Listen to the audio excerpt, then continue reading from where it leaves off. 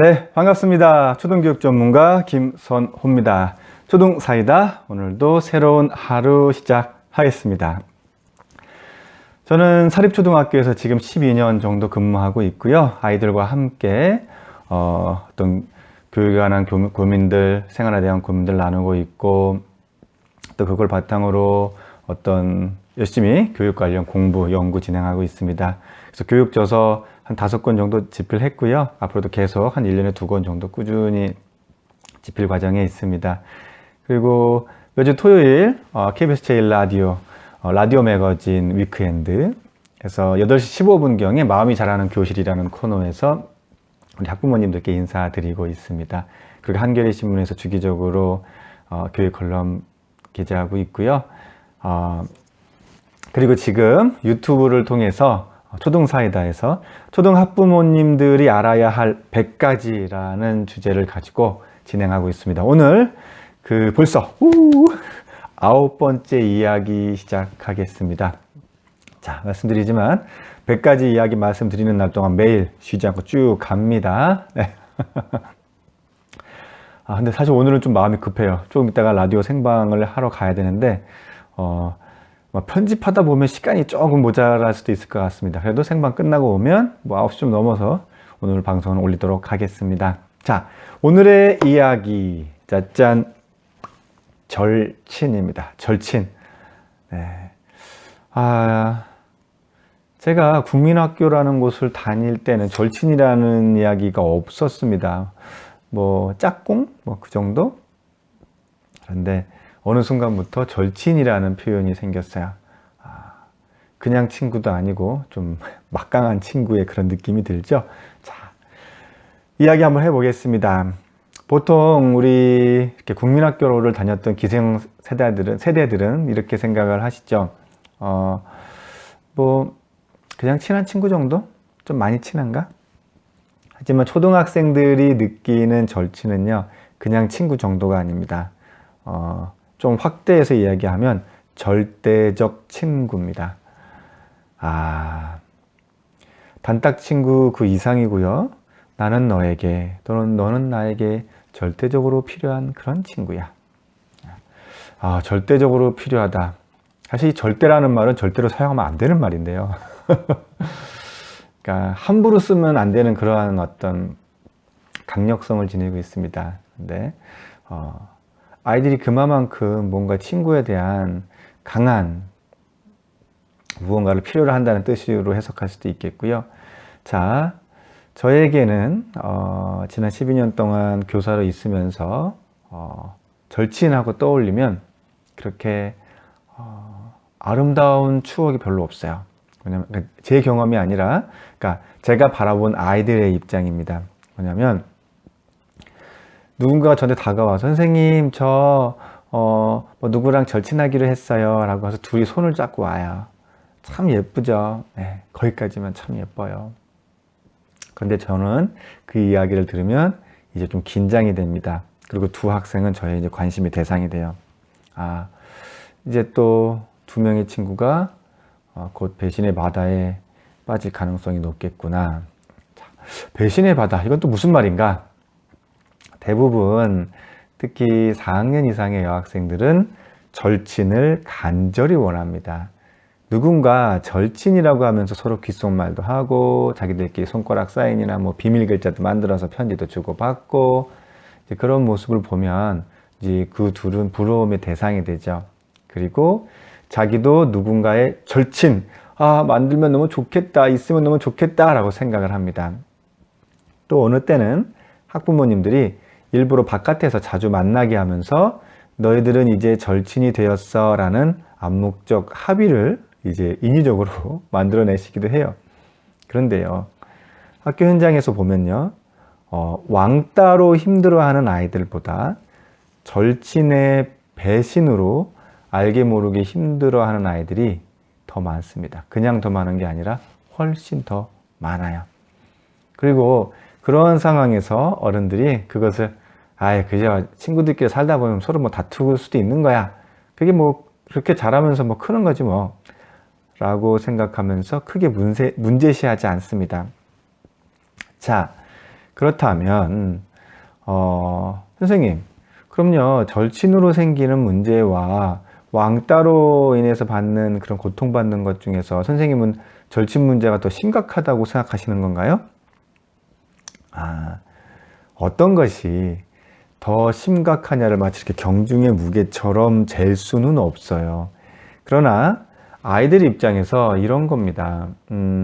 절친의 배신, 왕따 모두 다 고통스러워요. 그걸 스스로 혼자 이렇게 감내하기가 어렵습니다. 단지 외부에서 보기에 왕따라고 하면 이거 심각한 거 아니야?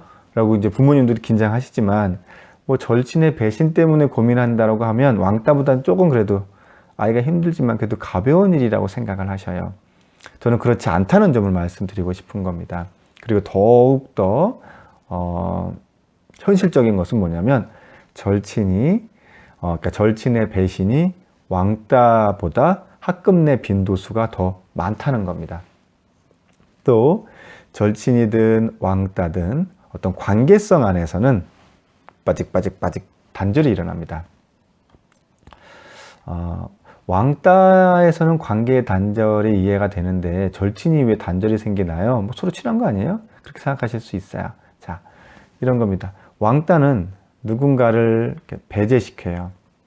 하지만 절친은 누군가를 구속시킵니다. 배제든 구속이든 관계의 단절을 내포하는데요. 선생님, 절친이 누군가를 구속한다는 게 무슨 말인가? 어떻게 구속을 해요? 뭐 절친이 있어도 다른 친구들과 이렇게 대화도 하고 소통하지 않나요? 물론 대화도 하고 소통도 합니다. 하지만 아이들의 생각은 좀 달라요. 뭐냐면 일단 서로가 절친이라고 표면적이든 암묵적이든 이렇게 합의가 딱 이루어졌어요. 그러면 의도하지 않아도 상대방을 구속하려 합니다. 아침에 등교할 때는 어디서 나를 꼭 기다려야 되고 거기서 꼭 만나서 들어가야 돼. 만나는 동안 다른 친구랑 뭐 즐겁게 인사를 나누거나 그러진 않았으면 좋겠어. 또 절친이라고 생각했던 친구가 자기 아닌 다른 아이와 즐겁게 웃고 떠드는 것을 보는 것도 별로 감성적으로 쉽게 받아들여지질 않아요. 그래서 절친에게 말하죠. 너가 말이야 영이랑 그렇게 웃고 얘기하는데 나랑 좀 그렇게 웃고 얘기하지. 걔랑 왜 꼭 그렇게 얘기하니? 등등 하면서 점점점 구속하는 것을 가속화합니다. 그 정도라면 그냥 일종의 뭐 질투라고 생각할 수도 있어요. 일반적인 친구들 사이에서도 느끼는 감정일 수도 있고요. 그런 걸 어떻게 꼭 배신이라고까지 얘기할 수 있느냐? 자, 제가 말하는 배신은 거기까지가 아니에요. 그 정도 수준이면 그러니까 질투 정도라고 말할 수가 있습니다. 하지만 배신의 경우는 따로 있습니다. 그게 뭐냐면, 자, 그걸 본격적으로 말씀드리기 전에 우선 초등학교 고학년 여학생들이 누군가와 절친이냐 아니냐의 기준으로 삼는 것 중에 하나가 있어요. 그게 뭐냐면 초등 여학생들 매사에 사소한 것들까지 아주 구체적입니다. 보통 누군가와 절친이다라고 말할 수 있으려면 서로 상대방의 이 비밀을 공유하는 수준이어야 돼요. 특히 공유하는 비밀들이 아주 많을수록 서로 진실한 절친이라고 여깁니다. 그래서 일단 기본 전제 조건, 서로에 대한 비밀이 있다는 것. 뭐 초등학생들 비밀이와 봤자 뭐 얼마나 대단한 비밀일까. 물론 어른들이 보기에는 뭐 별일 아닌 비밀이라고 할 수 있어요. 하지만 아이들의 눈높이에서는 달라요. 내가 누구를 좋아한다든가, 어릴 때 어떤 창피스러운 일을 당했다든가, 혹은 신체의 어떤 부분에 컴플렉스가 있다든가 등등 자신만의 비밀들이 있어요. 그리고 절친에게는 그러한 부끄럽다고 생각하는 비밀들마저 털어놓습니다. 내가 하나 얘기해 줄게. 너도 하나 얘기해 볼래? 하면서 몇 개씩 털어놔요. 그 정도는 되어야 절친이라고 이제 믿는 거죠. 그리고 굳게 약속을 해요. 이제 새끼손가락 걸고 도장 찍고 약속을 하죠. 우리 서로의 비밀을 끝까지 지켜주자. 그 비밀이 오래 갈 수 있을까요? 네. 대부분 안타깝지만 그 비밀을 지키지 못해요. 뭐 절친인데 왜 못 지켰을까? 제가 앞부분에서 살짝 말씀드렸습니다. 절친은 서로를 구속하려는 그런 성향을 가지고 있어요. 그런데 아이들의 감정은 자유롭습니다. 정제되지 않은 원석 같아요. 그래서 순간적으로 어떤 호기심이 가거나 좋다고 느껴지는 것들이 막 다가갑니다. 절친이 아닌 친구가 어떤 재미난 놀이를 만들면 자기도 모르게 다가가서 막 함께 하자고 해요. 그것을 절친인 친구가 멀리서 바라보고 이제 화가 나죠. 지금 쟤랑 놀고 있네? 그리고 감정적으로 좋지 않은 상황이 되고 다른 누군가에게 스리슬쩍 비밀인 듯 아닌 듯 하면서 절친 친구가 비밀이라고 얘기해줬던 것들을 말해버려요. 그 말이 돌고 돌죠. 그리고 그 친구의 귀로 들어가요. 그럼 어떻게 될까요? 자신의 비밀을 소문내고 다닌 절친에 대한 이제 배신에 분노하죠. 이게 보통 분노가 아닙니다. 그 분노의 게이지가 막 올라가요. 그리고 마찬가지로 이제 폭로전이 벌어집니다. 왜냐하면 본인도 알고 있는 비밀이 있잖아요. 그러는 과정 중에서 이제 서로 상처를 받아요. 집에 와서 얘기했는데 뭐 친구들끼리 싸울 수도 있죠 하고 별로 귀담아 듣지 않고 방 안에 들어가서 혼자 부글부글 하고 있습니다. 자, 반드시 비밀을 지킨다고 약속했으면서 어떻게 그렇게 소문을 내고 다니는지 이제 믿겨지지가 않죠. 이렇듯 대부분의 절친들은요, 배신의 역사와 아픔을 가지고 있어요. 또 그것이 해결되지 않은 채 그냥 6학년 졸업을 맞이하기도 합니다. 그렇다면 자녀에게 절친을 만들지 말라고 해야 되는가? 자, 그건 부모가 하지 말란다고 안 하는 게 아니에요. 또 절친을 하란다고 해서 또 이루어지는 것도 아닙니다. 누군가와 절친을 하던 하지 않던 그건 전적으로 우리 아이의 선택이에요. 그 선택만큼은 전 존중해 주시라고 말씀을 드리고 싶고요. 단, 내 자녀가 누군가와 아주 긴밀한 사이로 지내고 있다는 걸 딱 캐치하고 느낀 순간 한 가지는 분명하게 알려주셔야 됩니다. 뭐냐, 뭐 배신하지 말라는 걸 알려주느냐, 그건 아니고요. 어떤 경우라도 아무리 친하게 여겨지는 절친이라도 비밀 이야기를 서로 주고받지는 말라고 이야기해 주는 겁니다. 비밀 이야기는요, 서로의 경계를 허물어 버려요. 그 순간은 마치 서로 하나인 듯 생각하지만 일종의 착각입니다. 아무리 친해도 적당한 간격을 유지해야 됩니다. 간격이 아주 중요합니다. 이걸 경계선이라고 표현하는데, 그 경계선을 지키는 것은 비밀 이야기를 하지 않는 것으로 지켜질 수가 있습니다. 그 사실을 반드시 알려주셔야 돼요. 그리고 특히 SNS 어떤 카톡으로 비밀 이야기를 주고받지 말라고도 말씀을 해 주셔야 돼요. 처음에는 자기들만의 카톡에서 어떤 비밀 이야기를 하지만 배신의 순간 그 내용이 감당할 수 없다고 여길 만큼 많은 아이들에게 순식간에 전달이 됩니다. 그러면요, 당사자는요, 정말 어디 가서 막 죽고 싶은 심정까지 들어요. 자, 혹시 또 제가 절친을 이렇게 해서 너무 좀 무섭다라고 생각이 드시나요? 그렇게까지는 여기지 않으셨으면 좋겠고요. 아까 말씀드린 대로 절친이라도 지켜야 할 경계선이 있다. 그것을 또 교육할 수 있는 기회를 삼으셨으면 좋겠어요. 초등 시기의 절친은 그런 과정을 주고받는 과정입니다. 그리고 제가 말씀드리고 싶었던 건 그러한 때 받는 상처와 아픔에 대해서 결코 관가하지 마시라는 것.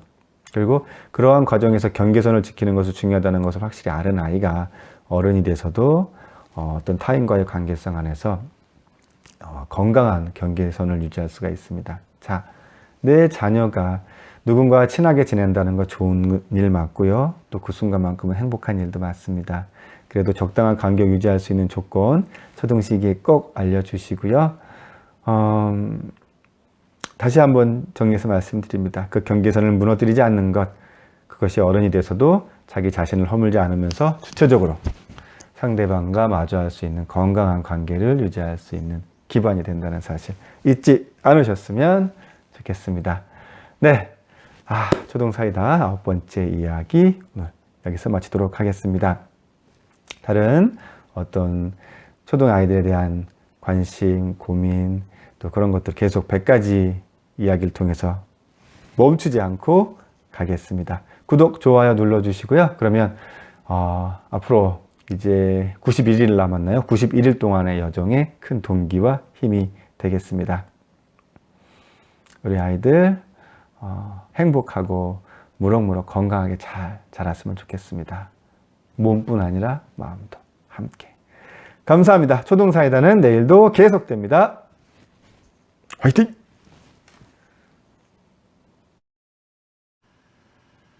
하나, 둘, 셋, 하나, 둘, 셋. 화면 조정 중입니다. 하나, 둘, 셋, 하나, 둘, 셋.